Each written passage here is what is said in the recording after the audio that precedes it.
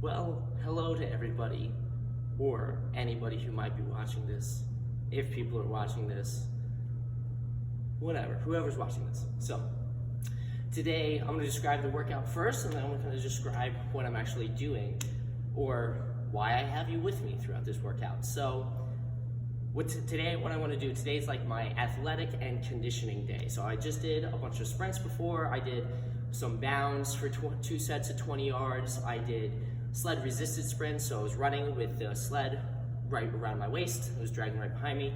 I did 5 sets of 10 yards with a 45-pound plate on. Then I did 5 sets of 10 yards, push up the sprint, kind of resting however long I needed to in between, so just whatever it took me to feel like I can give another good effort for the next set. And then now, on the conditioning portion, so what I'm going to start with is I'm going to be doing a 10 seconds or at every minute on the minute assault bike sprint for 10 seconds and then 50 seconds break, and I'm going to be doing 10 rounds of that. After that, I'm going to continue to move and continue to bike, but I'm going to be doing 30 minutes of steady state conditioning right after that, okay? Now, this is my 3rd week of doing this, so I progressed the amount of time that I've been doing on the sprints for the EMOM portion of it. So I started with 5 seconds, then I did 8 seconds for the 2nd week, and this is the 3rd week of this, so I'm doing 10 seconds.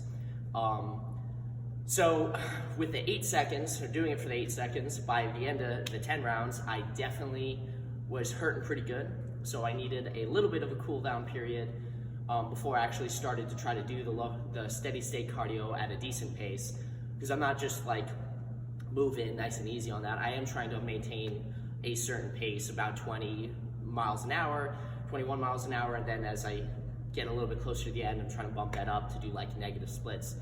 We'll see how well that works. But so 10 minutes of the sprints, 5 minutes of kind of catching my breath and just moving, pedaling easily, which is what I had to do last time, and then do the rest of the time on the bike.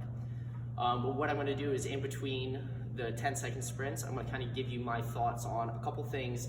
So this is dad tip, superhero dad training tip number 4, because I'm going to tell you about some of the things, the intangibles behind what I learned from training and how it makes me a better dad. We've gone through some of the physical things, but this week I was thinking more about some of the mental lessons that I've learned on how training makes me a better dad and being an example that I want to set for Theo and any future children that we might have. So I really want to do this, which will lead to the 3rd point of what I want to talk to you guys about. But we're gonna just try to get it done, right? Crap on a stick. Definitely close to redlining. I'm gonna be taking a deload week next week. I definitely do not want to be doing this currently, but give myself a little bit of a break next week. So that's where the mental energy is coming from in order to get this done. Plus the fact that I took a little bit extra caffeine, a little bit, 200 milligrams, whatever, that's enough. I'm all jittery right now. So that's actually making me more anxious for this, but whatever, I gotta get it done. Okay, so we're gonna start with the sprint, and then I'm gonna introduce the first point after that. Ready?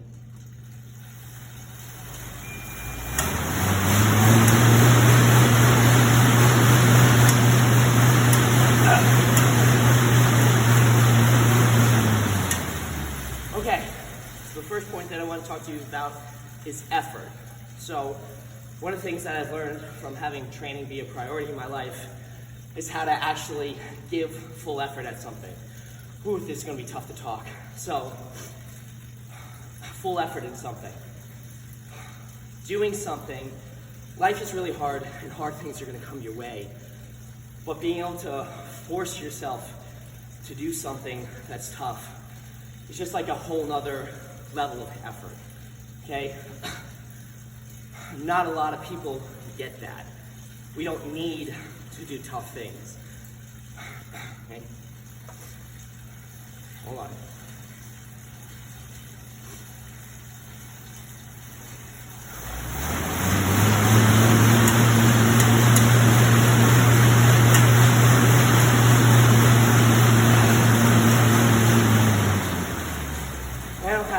this. But training gives a really good anchor into what real effort in life feels like. So this is going to be a tough workout. Things in your life are really tough. And as you get older and have kids, the things you have to deal with get even tougher to deal with. Just like if you want to keep progressing, your workouts need to get tougher and tougher.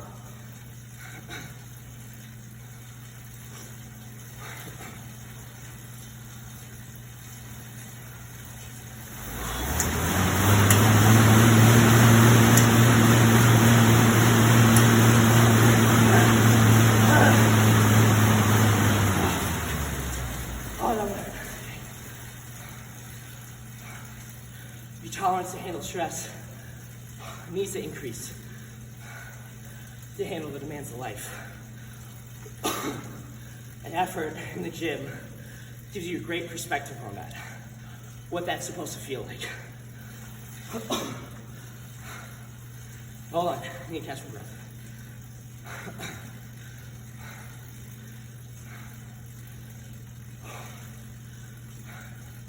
Don't let anybody tell you 10 seconds isn't a long time.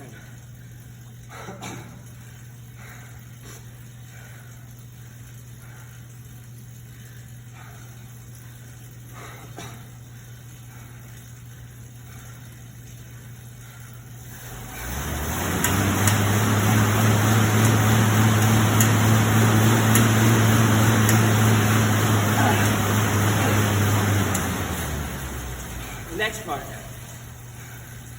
If you want to progress with the gym, you need to be able to pick out your strengths and weaknesses and attack them. If you're bad at something, it's holding you back. It's not going to be fun to actually work on that. But you have to if you want to keep making progress. Like this. That's what we're great at. My legs hurt right now. But I gotta do it.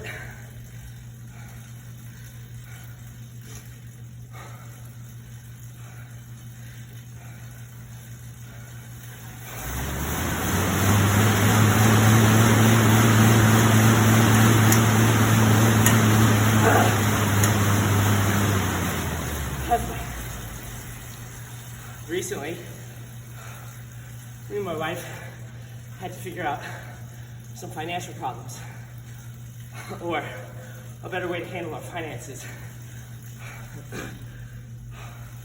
And I am not a finance guy, but if I want to be the leader that my family needs me to be, then I have to become one, okay? Just like if my triceps are holding my bench back, then I need to get my triceps stronger if I want to bench more. Simple as that.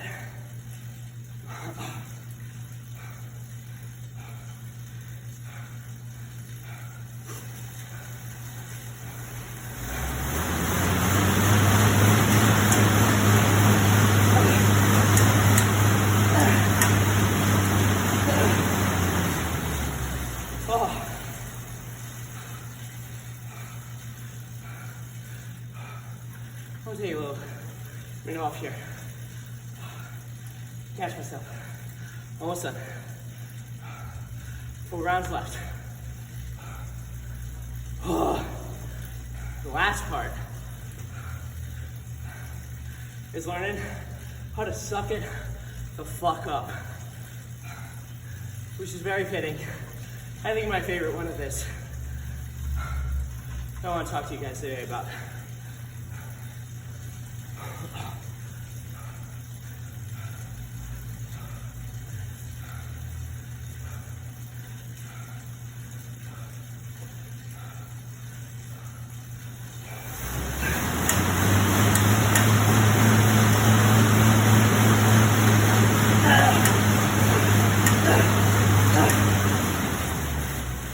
Things hurt. Things suck in life. There's always gonna be shit thrown at you that you have to figure out. And sometimes, there's times you really don't make it to the gym to train, but you need to suck it the fuck up and do it.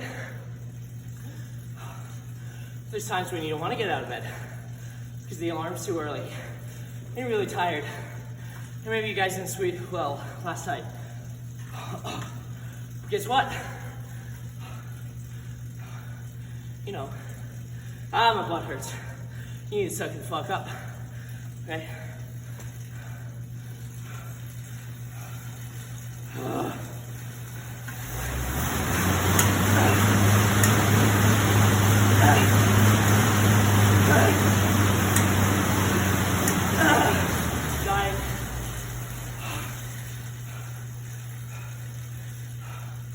I'm redlining this week with stress, with working out. So I'm planning for a deload week next week because I know when my body needs it. But that means today and yesterday's workout and half of the workout before that, I need to suck the fuck up because I didn't want to do it. It didn't matter because it had to get done if I actually want to reach my long-term goals that I said I want to reach in the future.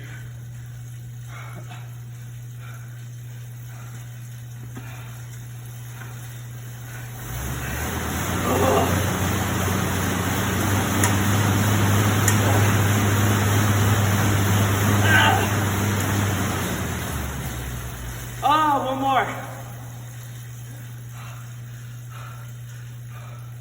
On my butt. So, yeah, recovery is a big part about getting better and maintaining health in life. But you need to make sure that there's something you're doing in life that warrants thinking about your recovery. Don't be sitting on the couch thinking about how hard your life is and saying that you need a break. Make sure you actually need a break from something that's worth doing.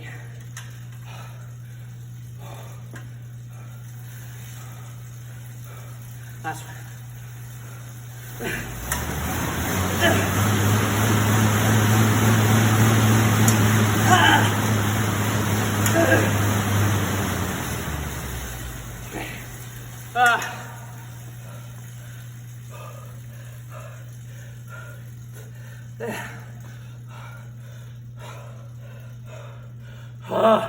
So I'm not going to be with you for the endurance part. Just know it's going to suck too. We just got to suck the fuck up.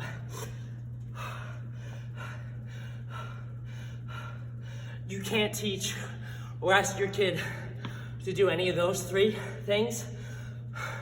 Give good effort. Work on their strengths and weaknesses. Or just suck the fuck up and figure it out if you don't do that yourself. So make sure you're leading by example and do it yourself so that your kids can do it and our next generation be stronger, healthier, and more resilient because they had a really good example with you. All right. Now it's time for the tough part. I'll see you guys later.